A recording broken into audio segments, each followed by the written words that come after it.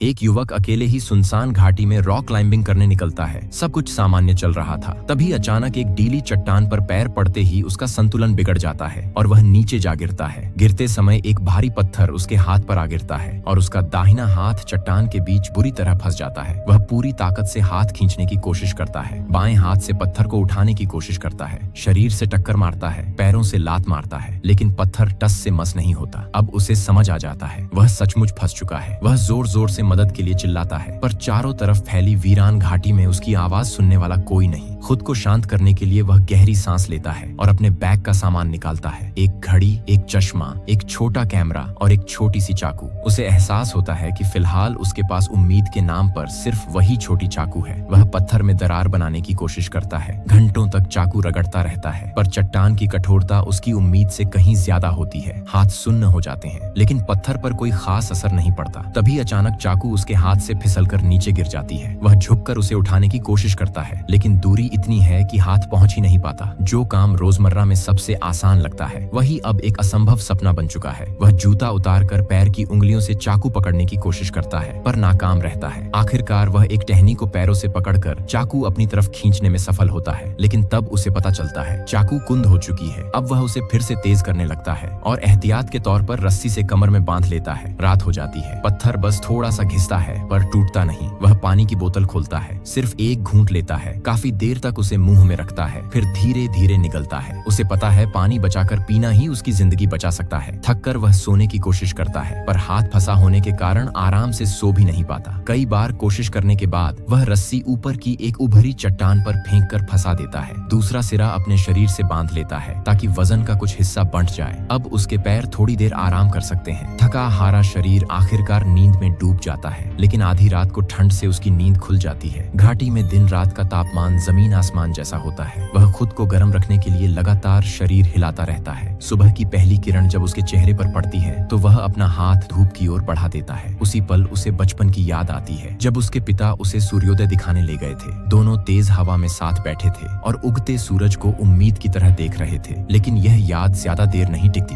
हकीकत उसे वापस खींच लाती है। वह कैमरा चालू करता है और अपनी हालत रिकॉर्ड करने लगता है। अगर वह यहाँ से जिंदा न निकल सका तो शायद यह आखिरी संदेश उसके परिवार तक पहुंच सके।